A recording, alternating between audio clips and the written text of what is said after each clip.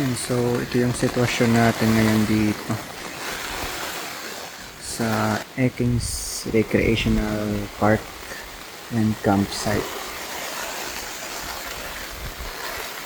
Medyo maulan na.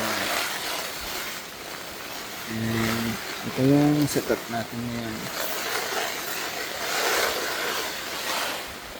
Ang oras na ba? 10:51 PM na.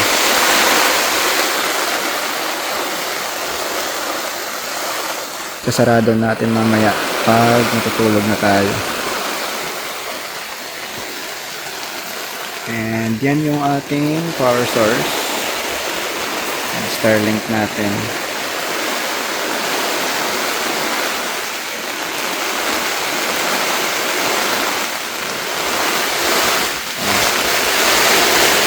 Pero yung ating tutulugan, hindi ko na sinet up dito. Baka dito na lang tayo matulog. Ito yung parang bathtub na ground sheet. So dito na, baka dito na lang ako matulog siguro mamaya. Tapos dito, hindi ko na sinet up yung kanyang parang bedroom dito. Hindi ko na sinet up kasi tamad na ako mag-set up. Hindi ko naman kailangan for now. So dito na lang ako matutulog.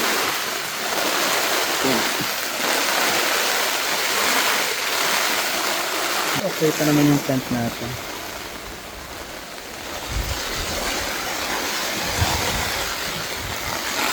Ito yung shine trip natin na tent na ginamit din natin last time doon sa Aninii, sa Antique. Okay siya. Ito, binili ko to. So ito, binili ko to kasi ay na, nabasa, naambihan. Yan, so binili ko to kasi possible na yung tubig is umapaw. And dito pumunta. So kapag umapaw yung tubig, kung ground sheet lang siya na flat, baka mabasa yung ibang nating gamit. So at least ito, parang bathtub siya. Tataas mo na yung tubig bago siya makapasok. Dapat mataas mo na yung tubig bago siya makapasok dito na part. Unless ayun nga, may ambon. Kung may ambon, dito siya doon pumapasok. Tapos, ito na yung lagay natin na pampabigat yan. Hindi ko pa alam paano yung ilalagay ko dito. Baka hindi ko na siya lagyan. Siguro. Kasi plano ko sana kanina, lalagyan ko to ng bedroom. Pero parang hindi gagawin kong bedroom. Pero, yun nga, tinatamad na ako mag-set up ng bedroom dito. Okay na siguro ito nyo. Dito na lang ako matutulog. 5:32 na. 5:32 AM. And yan, masama pa rin yung panahon ngayon.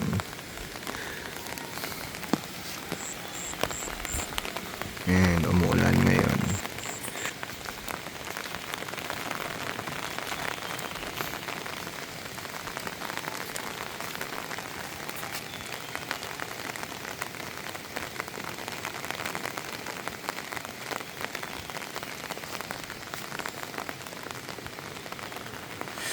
Yun lang, ang worry ko lang dito is yung mga sanga ng niyog, baka malaglag. Yan o, may mga natuyo na mga sanga, hindi ko siya kung kita. So yung mga brown na mga sanga baka malaglag sa tent natin. Halimbawa kung malakas yung ulan, hopefully huwag mo sana. Pero kahapon kasi may mga nalaglag na ng mga sanga kahapon sa taas. I think doon sa dulo ata. I think yun, may nalaglag doon na sanga kahapon. Pero good thing na hindi bumabaha ngayon dito sa campgrounds nila. Yan.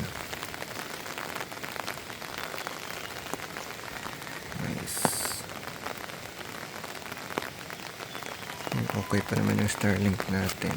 And free yung charging dito ng kuryente.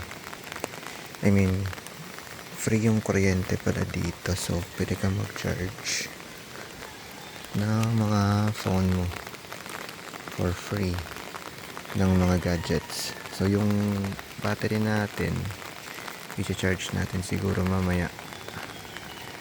Ano na siya, ngayon is 49% na yung battery natin since nung pinandar natin kahapon. Yung naka-plug in lang is most of the time Starlink lang. So yeah, buong overnight na nag-charge siya. I mean, buong overnight na gamit ng Starlink natin. Hanggang umaga ngayon is nasa 49% na yung 72 volts 24 amp hours natin na battery. So average is mga dyan 50 watts yung consumption ng Starlink natin. Yan, so ito yung palibot ngayon.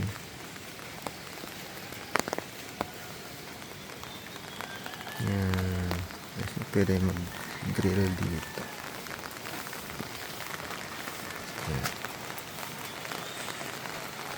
Sige, libot muna tayo. At may mga rooms sila dito na available for rent.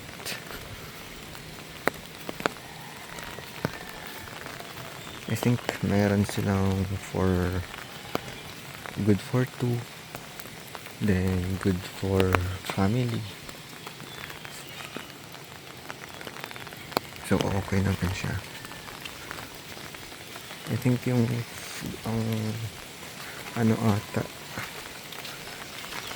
yung sa kanilang may mga manok, yung sa kanilang rooms is 1,500 ata yung good for 2, then additional additional na 200 for each additional person.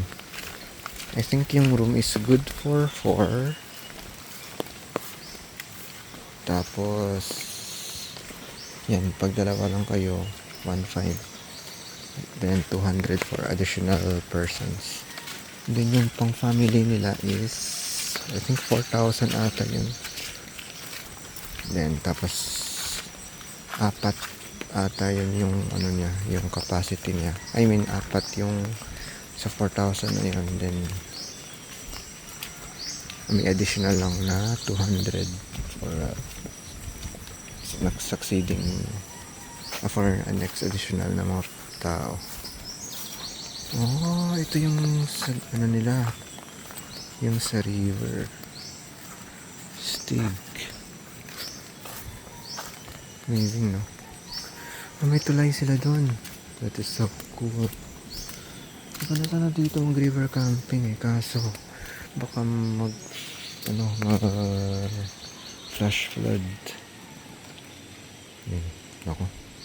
Dito may sementadong hagdanan papunta dun sa baba para mag-swimming, kaso yun nga, dahil possible na bumaha, hindi mo na sila nag-allow dito mag-tent. Pero next time siguro mga summer, maganda mag-tent dito kasi may malapit lang sa harap ng ilog Stig. Nilagyan nila ng doon, meron sila doong hanging bridge Stig papunta dito. That is so cool. Yun, hanging bridge. Yan. Then palusot dito. Napaka lawak ng campsite. Ang daming pagpipilian dito na lagayan ng tent. Amazing. Dito maganda. At yung, I think pwede madala dito yung sasakyan siguro din. Oo, pwede ata. Pero yun lang, dahil may risk of flash flood, hindi mo na sila nag-allow mag-camping dito siguro mga summer. Try natin bumalik dito mga summer. Stick. And malamig na yun yung panahon. So, okay talaga yung tulog mo. Yun lang, yung pag punta dito, yung papasok na dito, hindi ko na na-record. I think, mula doon sa Ibahay. Maganda sana doon sa Ibahay eh. Kasi, ano yun, yung sa Ibahay kasi, yung parang forest na daanan na mataas. Maganda sana ano dun yung ang pag-record ng video. Kaso hindi na umandar yung ating camera, yung Insta360 Ace Pro 2 natin, hindi na umaandar. Yun, so yung issue I think is more on usually parang nag-bug ata. Hindi naman kasi siya overheat. Kasi pag overheat, usually mag-warning siya na overheating na siya and mamamatay na siya. Pero hindi ko napansin yung warning eh, na ganun. And wala siyang battery. Naka-rekta na siya power via Type-C dun sa 12 volts natin na power bank. So, wala siyang risk of overheating kasi nga yun, wala siyang battery. Kasi pag may battery siya, nag-overheat yun pag may battery. Dahil wala siyang airflow or wala siyang space doon sa loob para mag-dissipate ng init. Dahil nga may naka-plug na battery. So, tightly sealed, tight yung space. Pero kung walang battery, may space na makadissipate doon sa battery compartment. May space na makadissipate ng init.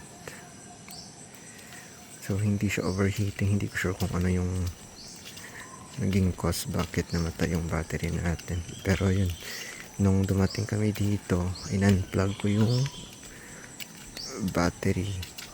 I-unplug ko yung Insta360 Ace Pro 2 natin sa battery.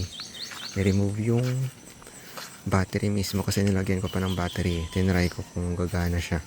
Wala talaga. So, in-unplug ko siya sa 12 volts natin na battery.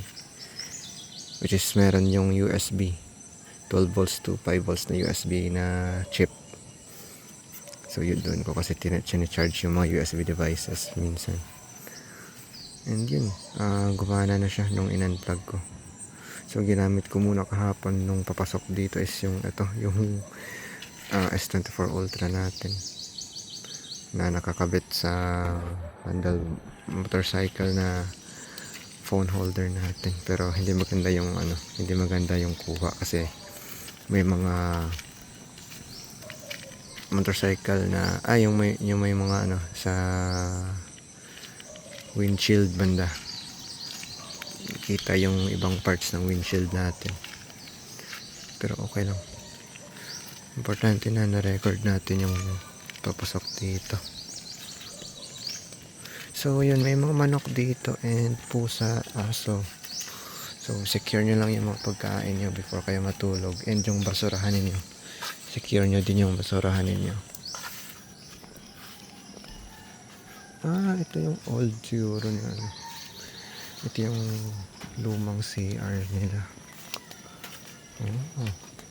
Okay, try natin buksan to.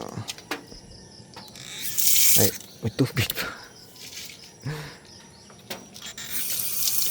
Amazing, gumagana pa to. Then yan, old na CR.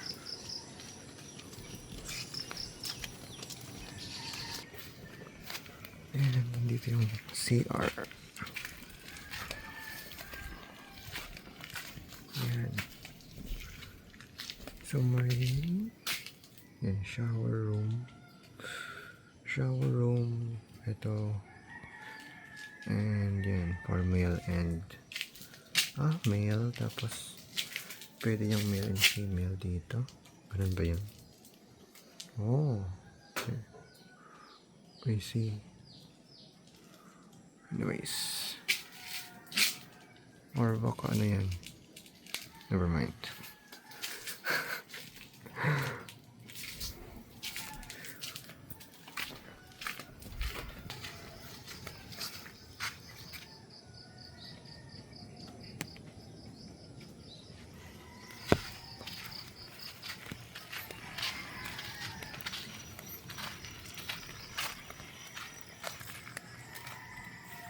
Kings Recreational Park and Camp. Noise.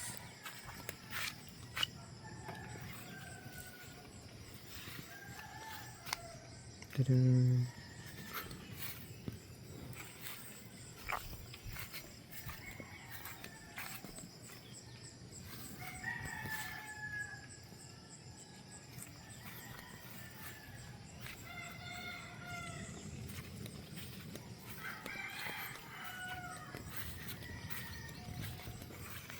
May ano rin sila doon. Doon sa dulo. Yan o. May piso wifi din sila. If ever kailangan nyo ng internet.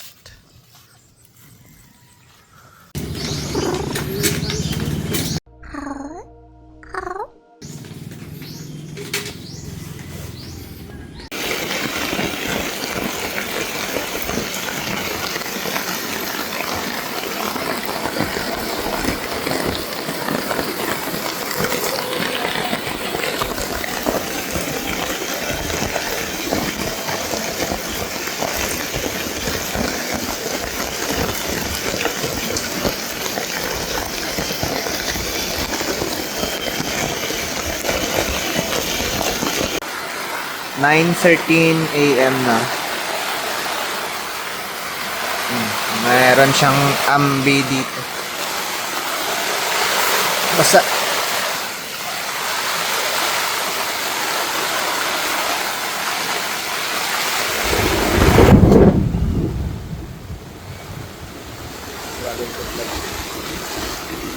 super okay pa naman yung ating mga gamit dito.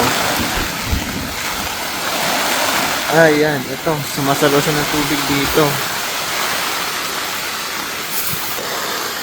Okay pa naman yung power natin. Kaso brown out ngayon dito, so hindi natin ma-charge muna yung ating battery. Pero maglalast pa naman to ng mga 12 hours yung ating battery. So, hopefully, may kuryente na tayo mamaya bago malobat to para ma-charge natin yung battery natin. Grabe yung hangin kanina.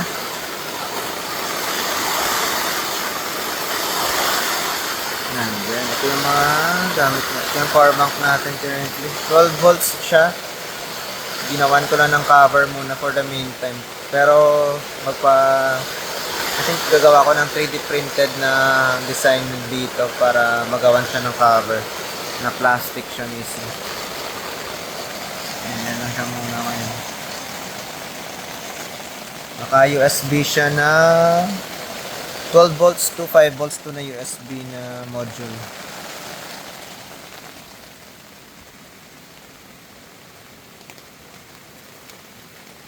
Ayan, so far humina na yung ulan.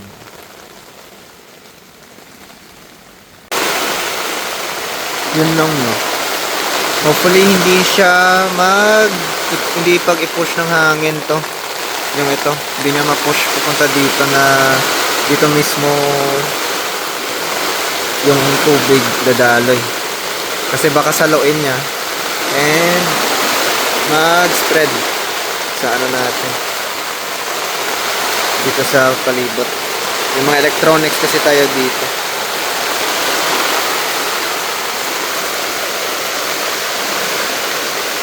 So baka higpitan natin yun. So higpitan natin yan para medyo mababa lang yung kanyang clearance sa lupa. Same din dun, baka higpitan din natin yun doon. Yan, so 2:46 PM na. And medyo maaraw na ngayon. May araw na. Yan. Tadaan. And ito yung current na situation namin.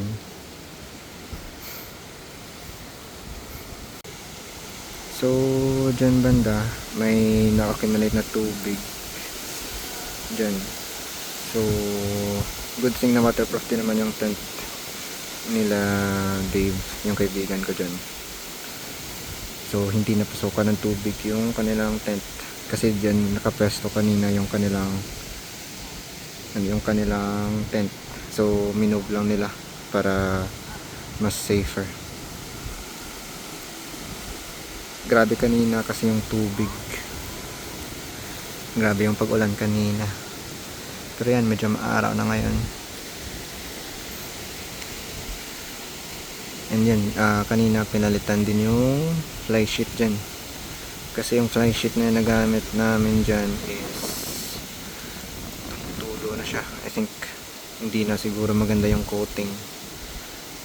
Kaya pinalitan na lang ng yan, ganyan yung trapal.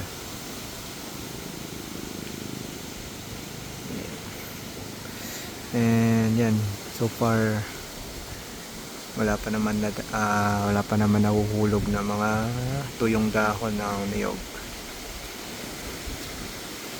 Yan, yung worry ko lang baka pumunta sa tent at mahulugan. Wala naman currently tent na rekta mismo sa taas ng niyog nakapwesto.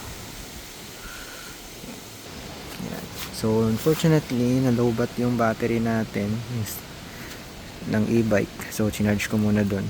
So wala muna tayong Starlink.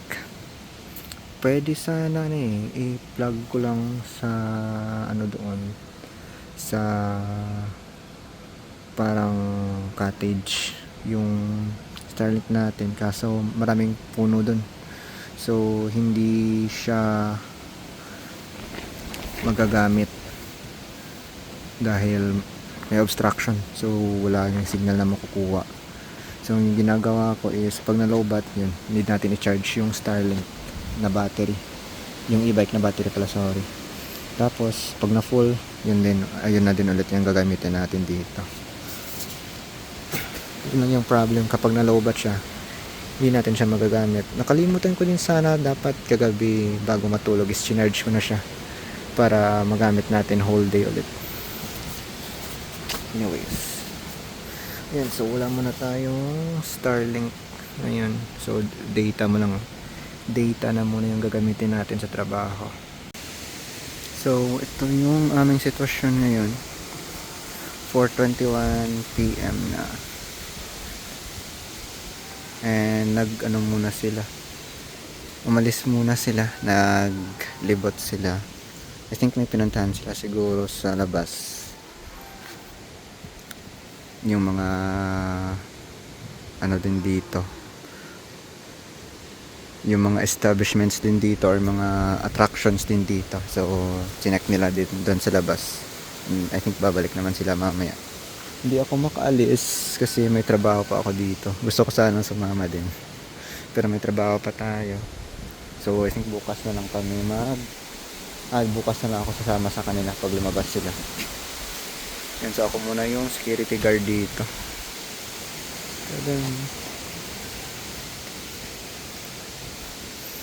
Yan, so far okay pa naman yung sitwasyon namin dito. Yun lang kanina dito, grabe yung ulan and hindi kasi marami yung grabe dito kanina yung ulan kasi dito nakalaga before yung ibang gamit, pero grabe yung lakas ng ulan and ihip ng hangin, kaya yung ginawa dito na DIY na trapal is grabe yung ambon na pumapasok. Grabe yung parang ganyan. Grabe yung pag-wave niya. I think yan yung ginamit namin before, dito. So, kaso grabe yung hangin. Kaya grabe yung grabe yung pagkampas ng hangin kanina. Kaya yung tubig minsan natatapon sa mga gamit dito, kaya minove na lang doon yung mga gamit. Oh my god. Oh, wait. Hell no, man. What the fuck? Start. Why are you running? Why are you running? Run.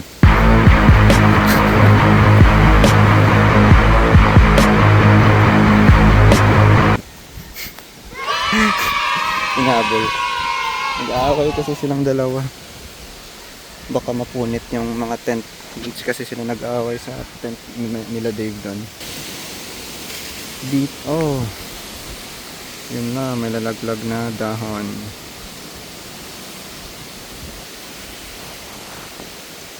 Good luck sa atin dito. Meron pa doon. Hopefully hindi pa siya mahulog. And kahit mahulog man, sana hindi matamaan yung ating tent and ang Starlink natin. For sure mabibiyak yan pag natamaan. Dito kanina grabe yung tubig, nag-accumulate yung tubig dito. And yung tent nila Dave is dito kanina nakapesto. Kaya nung accumulate yung tubig dito dahil sa grabing ulan, nagtampisaw na yung part ng ground sheet nila dito. Buti at waterproof naman yung tent nila, hindi naman pinasok ng tubig. Kaya pero minob na lang nila dito para hindi na ulit ng tubig. Baka umapaw yung tubig pag na grabe yung ulan dito. So doon yung Starlink na battery natin is nalobat, kaya ongoing charge, pero fully charged naman na siya ngayon. I think balancing na lang siya, nagbabalance na lang yung mga cells. Yeah. So dito kami nagcha-charge, and yung ibang gamit yan dito na lang muna namin nilagay. Grabe yung ulan kasi.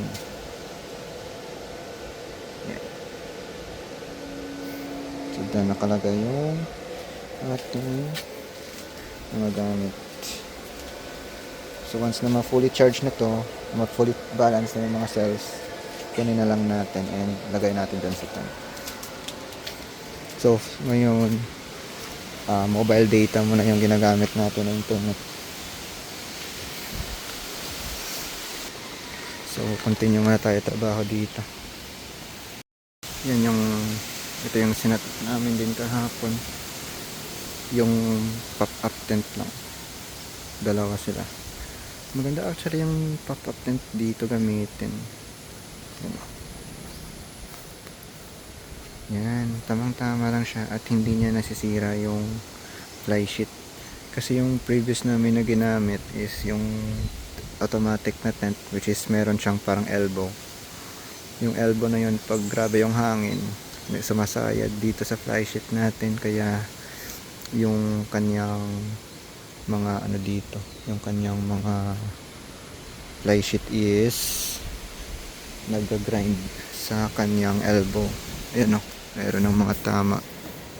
Ito ata yan. Tumatama yan sa elbow ito pa, ayan nag-scratch. So tinry namin to and mukhang okay yung results, kasi wala naman siyang elbow dito. Yung pop-up tent na to, wala siyang elbow na tatamaan or mag-grind dito kasi pa-curve lang siya. Yun. So maganda gamitin to sa ganitong setup, yung parang pop-up tent lang. And pwede natin siyang babaan. 3 poles lang yun currently nakalagay dito. 1, 2, yan, 3 poles lang. So mababa siya, so yung hangin is hindi masyadong papasok sa fly sheet. I mean, hindi grabe yung hangin na magpupush dito sa fly sheet natin pataas. Low profile lang siya. Tapos yung kina Dave, movie garden at tent, waterproof. Astig ng color niya, parang pang military. Very nice. Then ito yung CR or changing room or CR or pwede rin paliguan. Astig. Yan o. Astig ng forma ng ano ng tent. Then ito, yan yung opening. I think dalawa yung opening. Meron opening din doon sa kabila. Dito. And saka yan, dito. Astig. Waterproof. Na ano talaga, na-test talaga kanina yung kung gaano ka waterproof yung tent na to. Nung merong nag-accumulate na tubig dito and nagtampisaw yung ground sheet nila sa tubig. Ito yung akin. Ayan. Shine trip. Shine trip na tent, tunnel tent. Yan. Tapos pwede mong buksan dito sa gilid, magkabilaan, pwede mong buksan, tapos dito sa harap pwede rin. Pag maaraw or mainit, pwede mong buksan to or dyan, or tatlo sabay-sabay na buksan. Then ito, yan. Kasi yung fly sheet na ginamit namin dito is tumutulo siya. Eh siguro nag-expire na yung fly sheet or yung coating, yung waterproofing niya is hindi na maganda. Kaya yung tubig na pumapatak sa fly sheet is parang na-absorb ng tent and pumapasok pa loob. Kaya tumutulo siya. Tumutulo yung tubig or yung ulan. Especially kapag grabe yung ulan is tumutulo na siya pa loob. Kaya pinalitan na lang nila sir na ganito. Waterproof naman to yung trapal na to. So yan yung pinalit nila. Astig yung ano resourcefulness, diba? Amazing. Yan para hindi sila mabasa dyan sa loob. Astig to para hindi rin lipa rin ang hangin. Amazing, yan. Ang galing, diba? Astig. Yan, so yun lang yung mga tent na ngayon.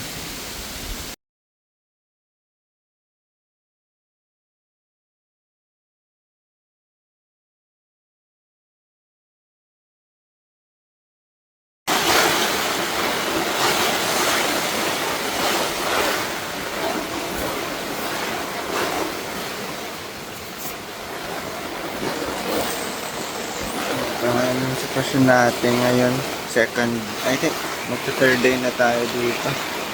12:33 AM na. AM na kasi. 12:33 AM.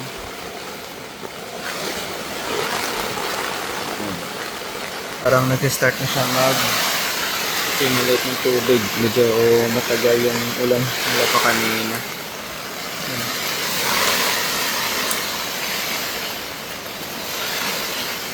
Hindi na siya na-absorb ng tubig ngayon. So dito natin matitest if waterproof talaga ito. Ang papasokin ito ng tubig. May tubig na dumadaan na dito. Oh, yan lang. Tapos dito tumatulak. Okay lang. Start na lumusot yung tubig. Tignan tayo sa pressure ng tubig. Same din dito. Oh, shit.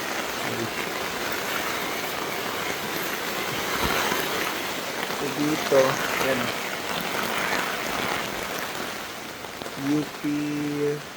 UPF 50 kasi ito.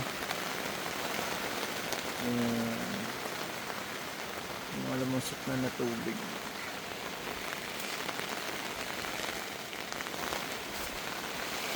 Gising din dito. Yung mga lumusok din na tubig dito.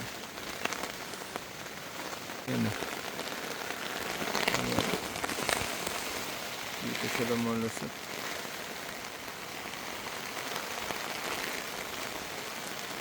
Yan. Dito banda. Okay. Goods lang. Tingnan natin yung sitwasyon sa labas.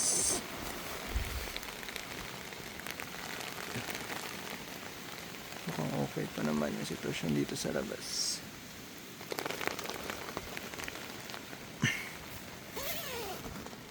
Yan. Tumigil na yung ulan. Tumila na yung ulan. Check tayo dito. Check lang natin yung ating mga kasamahan dito. Okay pa yung mga tent nila. Ayan, so far okay naman.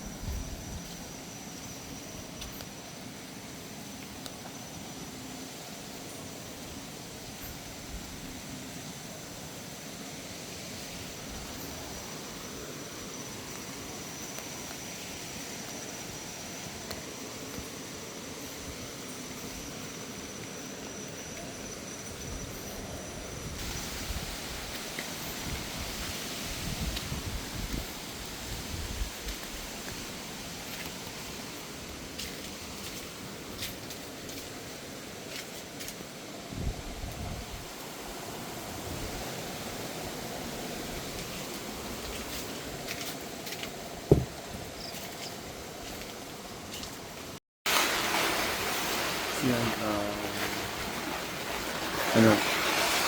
8:06 na ngayon. And yun, grabe yung ulan. Wala pa to kanina eh. Hindi pa tumitigil hanggang I think mga 7 pa ata nag-start yung ulan, pero parang hindi siya tumigil.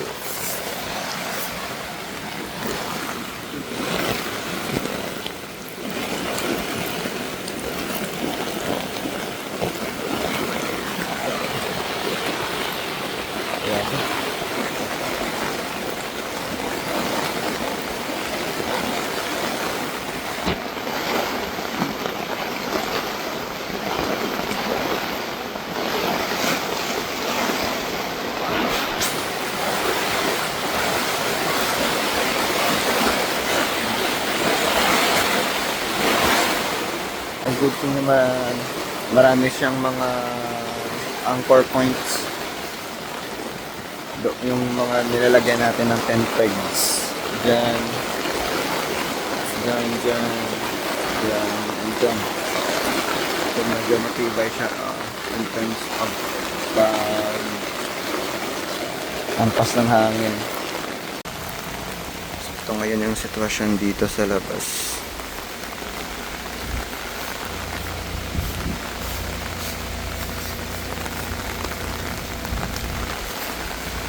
And oh no, napatayin ko muna yung mga ilaw dito.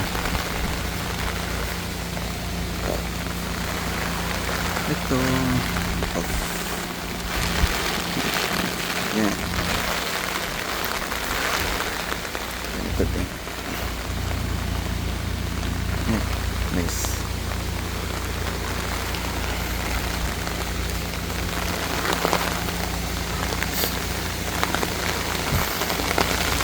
Then dito, ayun lang. May mga tubig na dito. Kaya tingnan natin dito.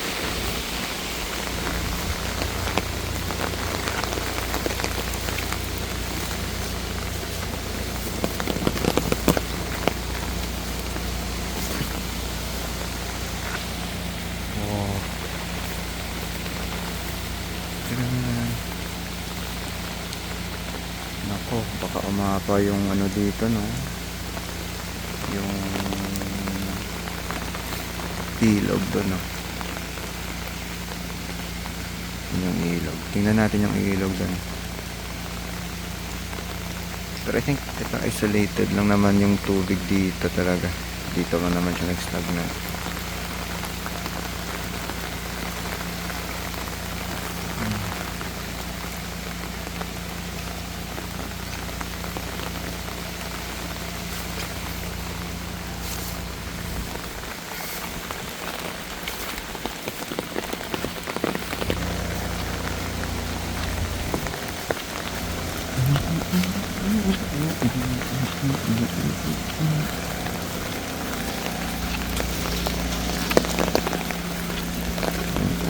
Ay,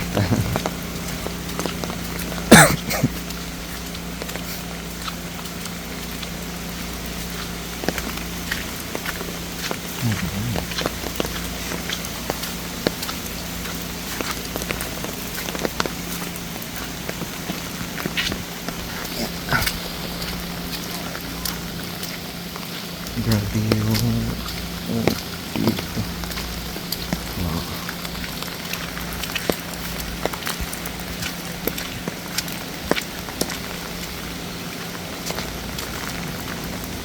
Nakapao. Ako. Grabe, andito na yung tubig, oh. Shit. Kakatakot. Yan. Dito na yung tubig. Hindi na makita yung hagdanan.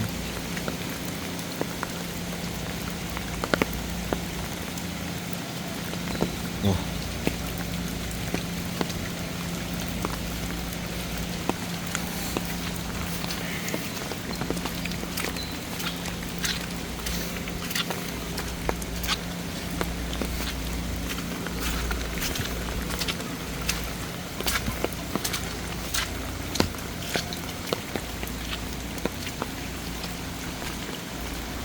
Yan.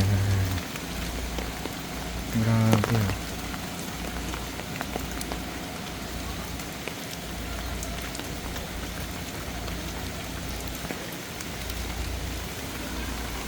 Good luck. Possible baka ano to.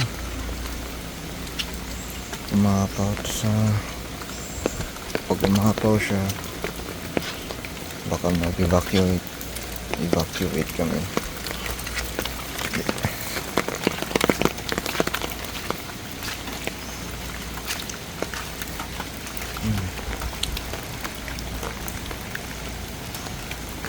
Grabe. Grabe yung ilog. Compared to hapon, grabe yung pagtaas.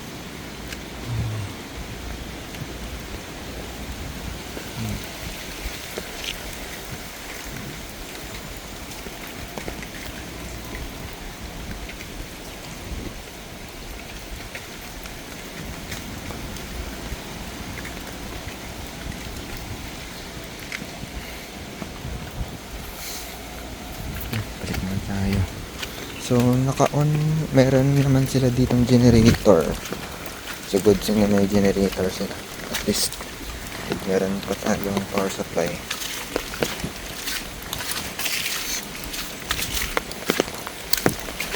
Brown out kasi ngayon dito. I think meron lang silang parang automatic transfer switch para mag-switch from generator to main line.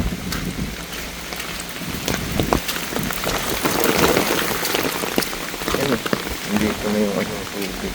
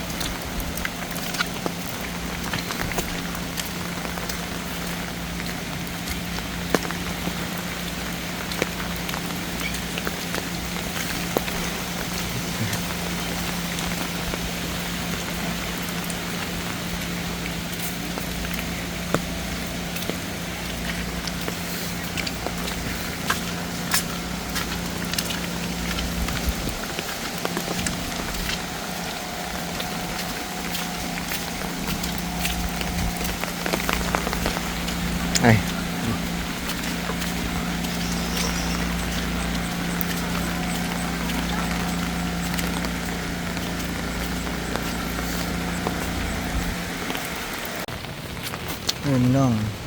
Pinahaya ng ano dito, mga langgam oh.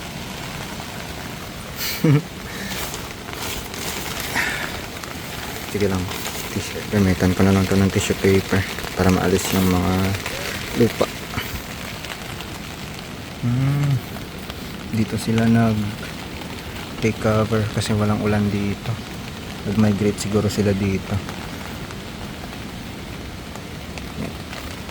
Wag lang natin sirain yung bahay nila para hindi mag-spread. Hindi sila magkagulo at mag-spread. So yan, nag-start na kami mag-impake ng gamit kasi yung ilog doon is baka mag-overflow pag nag-stay pa kami dito overnight and sunod-sunod pa rin yung ulan. So start na kami pake ngayon para just in case, para safety na lang din. And naka 3 days na din kami dito, so I think goods na siguro yung 3 days na camping. Bukas pa sana yung plano namin na umuwi, kaso yun, grabe yung ulan eh, sunod ilang araw nang umuulan.